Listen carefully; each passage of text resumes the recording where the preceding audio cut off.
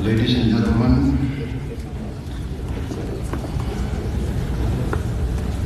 attendees of the Indonesia-Brazil Business Forum, thank you very much for this occasion. Thank you very much for the organizers.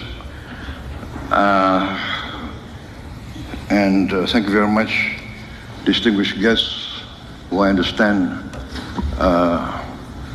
come from other parts of Brazil. And today is a Sunday. I'm confused. I don't know the days anymore. Yes,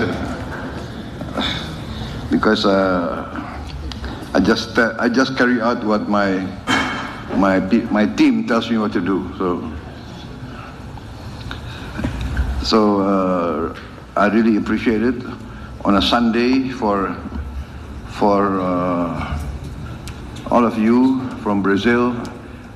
I understand Sunday is a sacred day, but you make the effort to come here and to meet us. So I'm very honored. As you know, Indonesia and Brazil, I think we have many common, let us say, common elements between us. We are relatively big countries. We have big population. We have big resources. Brazil is quite advanced in its industries. We are trying to catch up. We want to industrialize. And I think we can have a good synergy between us. We can have a good symbiotic relationship. And we have common interests together. Brazil is very forward-looking, looking into the future. That's why I think Brazil is a key leading member of BRICS. And as you know, I announced already that Indonesia has put in a request to be a member of BRICS. And I was inaugurated on the 20th of October, and I installed my cabinet on the 21st of October, and I sent my foreign minister to fly direct to Kazan for the BRICS summit, which I could not attend. But so I think the BRICS organization with B as the alphabet that denotes Brazil shows how Brazil is actually on the forward edge of global developments. So I applaud this, and actually I already announced in 2014 when I started my attempts at running for President of Indonesia. I did announce that when I become President of Indonesia, I will bring Indonesia to join BRICS. So that was when 20th of October I was installed. 21st I sent my foreign minister, and we want to join Brazil and the other BRICS countries.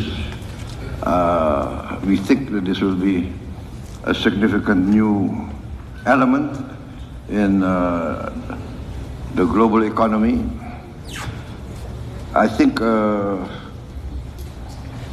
Mr. Ailangga, you already addressed the forum today? Belum? No. Pak Hashim sudah? Well, Mr. Hashim has already spoken to you, so I think he has covered everything, so I don't need to make too many comments. What do you think? I will just give a few remarks, and I better give the floor to you so that I answer your questions. I think it's better that way, right? But anyway, in general, I think I myself am very optimistic. I'm bullish. I've seen the figures. I've seen the plans, and I have focused on what I consider the strategic, fundamental elements of a strong, modern country. First, I see, as every leader must see, that a country must feed its own people.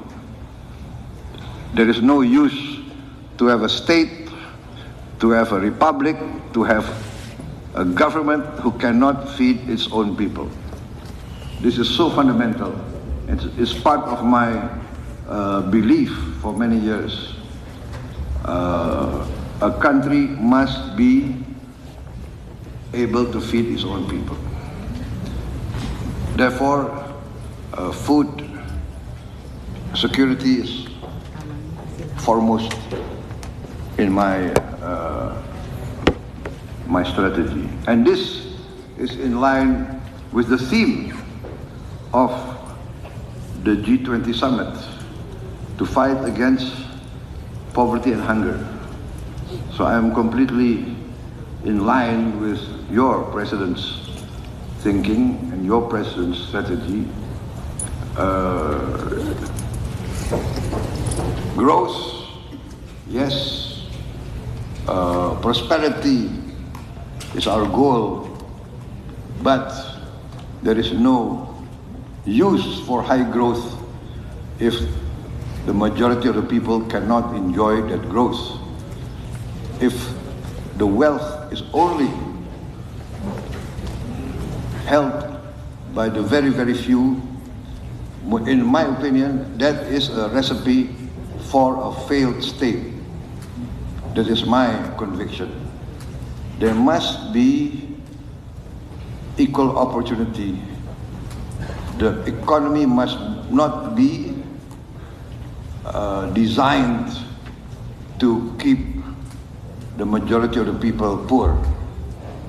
This cannot be. We cannot accept hunger. I say very clearly everywhere, what is the use of Indonesia being a member of the G20 when 25% of our children do not have enough to eat? So that's another of my strategic program, free meal to every child of Indonesia. And in this, I want also to learn from Brazil, which has already a successful program. So I have asked my team to arrange with your ambassador to Indonesia. We want to send a team to study this, the Brazilian meal program for the school children. So after the food sufficiency and the meal for the children, we are also going into energy self-sufficiency. And we are blessed, as also Brazil.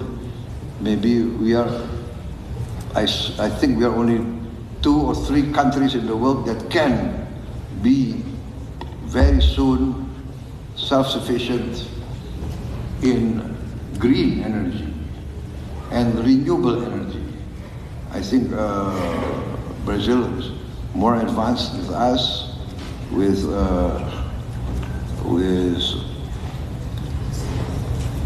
the use of biofuel, energy from plant-based, and you're very successful in the ethanol, and we are going into biodiesel, producing diesel from palm oil. We are now at 35 to 40%. We want to boost to 50% by 2025. And this will make us basically producing our own diesel and being completely green, renewable. We also have a lot of hydropower, a lot of geothermal power. We have a lot of course, energy from the sun, yes, solar. And this makes us very, very bullish, very, very exciting to meet the future. We also have critical minerals, and we plan to design and produce our own nuclear reactors, so we can also work together with a Brazilian industry. In the field of fisheries, we are also very potential. I speak with the experts. We are, I think, maybe our reserves in fishing reserves in the world, we are number 2 or number 3 in fishing reserves, and potential is very, very big. We have a vacuum of 40,000 fishing vessels, 150 GT to 300 GT, 40,000 a vacuum. So it's another field that we invite foreign corporations to take part in our economy. And then, of course, after all this, we want to industrialize, and this by downstreaming our resources. We are committed to this, and we have a strategic plan which we will carry out soon in all the 26 commodities that we have delineated as 26 commodities that are strategic in our view, that can create real value multiple times, that can make us more involved in the manufacturing of goods, and also making more use of our maritime resources. Maritime resources producing, of course, protein and many products from the maritime resources. So we are open. We are open for business. Before being involved in politics, I was also an entrepreneur, a businessman. So I see both sides of the picture, right? As a government, we want to increase revenue, tax. As businessmen, we want to look for the best tax deals. So I think it takes an entrepreneur, a businessman, to know a businessman, right?